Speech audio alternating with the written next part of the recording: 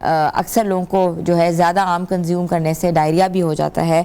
और अब देखना ये है कि आम खाने के बाद ये भी मिथ है कि आप कच्ची लस्सी पी लें तो जो उसकी जो गर्माहट है वो ठंडक में तब्दील हो जाता है। बहुत सी ऐसी मिथ्स हम बचपन से देखते आ रहे हैं। इसके साथ साथ मैंगो शेक्स के हवाले से भी बहुत सी मिथ्स हैं कि मैंगो शेक ना पिएं, इससे बेहतर है कि आप कच्ची लस्सी और आम अलग अलग करके खा लें। और दही में आम मत खाएं, कुछ लोग कहते हैं दही में आम खाना बहुत फ़ायदेमंद होता है। तो आम खाने का तरीका क्या है, कितना आम खाना चाहिए, कैसे खाना चाहिए, किन लोगों को नहीं खाना चाहिए और किन लोगों को जब खाना चाहिए तो उसकी ग्रामेज कितनी होना चाहिए, उसका वेट कितना होना चाहिए। तो आज हम इसके ऊपर बात करेंगे। वैसे तो vitamin A, vitamin C, fibre, antioxidants इसमें शामिल होते हैं और fibre is very good for stomach. तो जो गुड है उसको हम बैड खुद बनाते हैं। तो आज हमें बताएंगी हमारे साथ क्लिनिकल न्यूट्रिशनिस्ट मौजूद हैं डॉक्टर अंबर मुस्तफ़ा। अस्सलाम वालेकुम। वालेकुम अस्सलाम। कैसी हैं अंबर आप? बिल्कुल ठीक। अंबर, आम किंग्स ऑफ फ्रूट। आपको पता है कि आम हर किसी को पसंद होता है, बच्चे से लेके बूढ़े से लेके जवान से लेके, ऐसा कोई शख्स नहीं है जो इसको ना करे।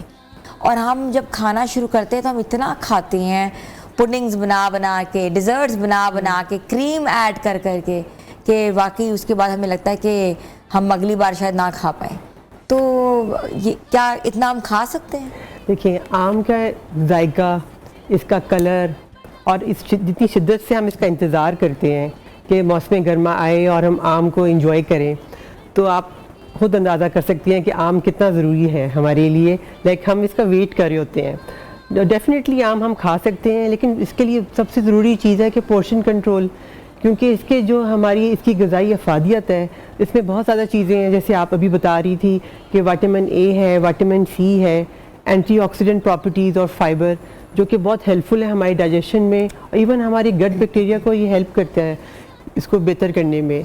तो इसलिए हमें इसको खाने से गुरेज नहीं करना चाहिए, इंजॉय ज़रूर करना चाहिए। लेकिन बेस्ट है कि अगर हम इसकी आधा कप या एक कप, जिसको हम 125 ग्राम तक कह सकते हैं, उसकी कंजम्पशन करने से हमें कोई नुकसान नहीं पहुंचता। अच्छा, आधा कप और एक कप तो इतने से आएंगे ना, लेकिन यहाँ तो हमारा पेट ही नहीं भरता जब तक हम इतने आम ना खाएं। बिल्कुल ऐसे ही अगर हम इसको ज़्यादा क्वांटिटी में लेंगे तो फिर उसके रिजल्ट्स हमें नजर आएंगे, जैसे हमें इश्यूज आते हैं, हम आगे डिस्कस करते हैं इसके बाद। अच्छा अंबर, ये बताइएगा कि ये कहा जाता है कि शुगर के जो पेशेंट्स हैं, डायबिटीज़ है जिनको, वो आम ना खाएं, क्या ऐसी बात है? नहीं, उनको आम ज़रूर लेना चाहिए, क्योंकि इसके अंदर फाइबर होने की वजह से ब्लड शुगर लेवल इसका स्लोली आपका ना इंक्रीज़ होता है, जिसकी वजह से आप अगर हम इसको आधा कप ले रहे हैं जो 85 ग्राम बनता है तो वो बिल्कुल उनके लिए मुनासिब है। लेकिन अगर ऑब्वियसली इसके अंदर कैलोरीज भी ज़्यादा है, इसमें नेचुरल शुगर है, अगर वो ज़्यादा क्वांटिटी में लेंगे तो उनकी इंसुलिन स्पाइक होगी और उसके लिए फिर उनको आगे फिर आप कहेंगे कि हमें मेडिसिन लेनी पड़ेगी। तो ये अगर हम इसकी क्वांटिटी को अगर ध्यान कर लें तो बहुत सारे हमारे मसाइल जो है इसके हल हो सकते हैं। तो उनको आधा कप कंज्यूम करना चाहिए, इससे ऊपर नहीं कंज्यूम करना चाहिए। अच्छा, ब्लड प्रेशर, आपको पता है ब्लड प्रेशर ऐसी बीमारी है जो कि तकरीबन हर घर में किसी ना किसी को ज़रूर है। तो ब्लड प्रेशर के जो मरीज़ हैं जिनके ख़ास तौर पे लो ब्लड प्रेशर वाले और हाई ब्लड प्रेशर वाले, कितनी कितनी कंजम्पशन करनी चाहिए? देखिए, उन दोनों के लिए बहुत फ़ायदेमंद है, क्योंकि मैंगोज़ के अंदर पोटेशियम है। अगर आप एक कप ले रही हैं तो उसके अंदर आपको बहुत अच्छी मिकदार में पोटेशियम मिल जाती है। तो बनानाज में तो है बहुत ज़्यादा होती है, लेकिन इसके अंदर भी बहुत अच्छी वाफिर मिकदार है। तो ये ब्लड प्रेशर को कंट्रोल करने में, कोलेस्ट्रॉल कम करने में, तो ये हार्ट हेल्थ के लिए बहुत अच्छा है। तो इसलिए इसको हमें लेना चाहिए। लेकिन जैसे मैंने आपको बताया कि इसकी ज़्यादा मिकदार अगर हम लेंगे तो नुकसानदेह हो सकती है। लेकिन अगर हम इसको अपनी बैलेंस डाइट के साथ इसकी क्वांटिटी को पोर्शन कंट्रोल रखते हैं तो ये हमारे लिए बहुत ही मुफीद। अच्छा, हाई बीपी वाले भी खा सकते हैं? बिल्कुल खा सकते हैं, और लो बीपी वाले भी ले सकते हैं। लेकिन इसलिए ज़रूरी है क्योंकि इसकी फाइबर कंटेंट भी ज़्यादा है, मिठास है। तो अक्सर हमें ये होता है कि हम जब इसको लेते हैं तो हमें थोड़ी सी गर्मी की, इसकी फूड की अपनी एक थर्मिक हीट होती है, जिसकी वजह से हमारा एक कल्चरल ये ट्रेडिशन भी है कि हम साथ कच्ची लस्सी लेते हैं, तो वो बहुत हेल्प करती है हमें इसकी डाइजेशन में भी और हमारी हाइड्रेशन भी। अच्छा, वो जो कच्ची लस्सी होती है वो फ़ायदेमंद होती है, हम आम के साथ ले सकते हैं, तो उससे हाजमा बेहतर होता है कि और भी कोई फैक्टर्स होते हैं जो कि बॉडी को कहते हैं ना कि वो एनर्जी प्रोवाइड करते हैं? अगर हम कच्ची लस्सी ले रहे हैं उसमें थोड़ा नमक कम मिकदार में लें, साथ थोड़ा सा ज़ीरा अगर ऐड कर लेते हैं तो ये हमारी ब्लोटिंग को भी कम करेगा, क्योंकि आपको पता है कि दूध और दही में प्रोबायोटिक इसकी क्वालिटीज़ हैं, तो उसको लेने से हमारी डाइजेशन भी बहुत अच्छी होगी। तो ये बहुत हेल्पफुल है। अगर हम मैंगो के बाद अगर लस्सी ले रहे हैं तो ये हमारी हाजमे को बेहतर करता है। अच्छा, अब एक सवाल है कि या आप मिल्क शेक कंज्यूम कर लो या आप वैसी रॉ आप मैंगोज कंज्यूम कर लो, क्या बेहतर है? मिल्क शेक पीना बेहतर है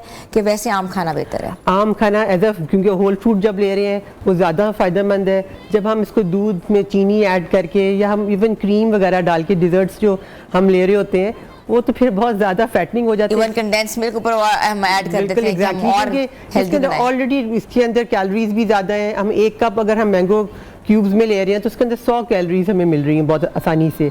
तो आप खुद सोचें उसके अंदर हम उसके और अगर इंक्रीज़ कर लेंगे तो डेफिनेटली हमारा ग्लाइसेमिक इंडेक्स इससे इंक्रीज़ होगा, हमारी उसके बॉडी में ब्लड प्रेशर को बढ़ाएगा, उसकी ओवरऑल ब्लड शुगर भी आपकी बढ़ेगी। तो इन चीज़ों को हम अगर बैलेंस क्वांटिटी में लेंगे तो हमारी बॉडी में इसके बहुत सारी क्रॉनिक डिजीज़ से हमें ये बचाता है, जिसमें हार्ट हेल्थ हमारी इससे अच्छी होती है, ब्रेन हेल्थ के लिए बहुत अच्छा है, हमें फोकस करने में बहुत हेल्प करता है। इसमें विटामिन सी है जो कोलेजन बनाने में बहुत मदद करता है, जिससे हमारी यूथफुल अपीयरेंस, हमारी फाइन लाइंस और एंटी एजिंग को हमारे लिए इसके अंदर जो प्रॉपर्टीज़ हैं, अच्छा, स्किन प्रॉपर्टीज़ के हवाले से बहुत फ़ायदेमंद है। आपकी स्किन को ग्लो देता है, तो इसको हमारी इम्यूनिटी को अच्छा करता है। हमारा विटामिन ए जो इसके अंदर है वो हमारी आइज़ के लिए, हमारी बॉडी ग्रोथ के लिए बहुत अच्छी है। इसमें फोलेट है जो प्रेगनेंसी में अगर फर्स्ट ट्राइमेस्टर में जब प्रेग्नेंट वुमेन लेती है तो वो बच्चों की ब्रेन और स्पाइनल ग्रोथ के लिए बहुत अच्छी है।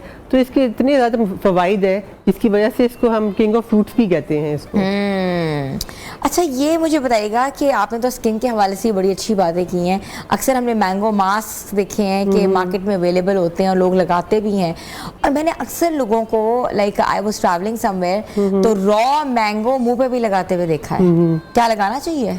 इसका यही फ़ायदा है ना, कुछ लोगों को एलर्जी की प्रॉब्लम होती है, वो लोग तो इससे गुरेज करें, लेकिन जिसको अगर ये प्रॉब्लम्स नहीं है, जिनको पोलन एलर्जीज़ हैं या उनकी स्किन सेंसिटिव है, तो उन लोगों को तो मे बी इससे रैश भी हो सकता है। लेकिन ये कि अगर आप इसको मास्क फॉर्म में अगर यूज़ कर रहे हैं तो डेफिनेटली आपकी स्किन की ग्लो के लिए, कोलेजन बढ़ाने में ये मदद करता है, जिससे आपकी स्किन बहुत ज़्यादा वाइब्रेंट लगती है। प्लम, जिसको हम कहते हैं प्लम फैक्टर आता है। अच्छा, आम जो है ये खाली पेट खाना चाहिए कि खाने के बाद खाना चाहिए? क्योंकि हम अक्सर खाने के बाद कंज्यूम कर रहे होते हैं। हाँ, अगर हम इसको एज अ स्नैक लें तो ज़्यादा बेहतर है। उसके साथ अगर हम कोई प्रोटीन या हेल्दी फैट जैसे लस्सी अगर हम ऐड कर रहे हैं तो वो इससे थोड़ा बैलेंस हो जाएगा, उसकी मिठास को भी बैलेंस कर देगा, और हमें एकदम से जो हमारे इंसुलिन स्पाइक नहीं होगी तो हमारा वज़न भी उस तरह से बढ़ेगा नहीं। तो ये थोड़ा सा बैलेंस करने के लिए हम क्या जाता है कि फ्रूट को अगर मैंगो ले रहे हैं तो उसका दही कंज्यूम कर लें, या आप लस्सी ले सकते हैं, या बादाम थोड़े से ले लें, तो वो बहुत इसके लिए अच्छी ऑप्शन आपके पास बैलेंस कर देगा। बैलेंस कर देगा। अब हम मज़ीद भी बात करेंगे आमों के हवाले से।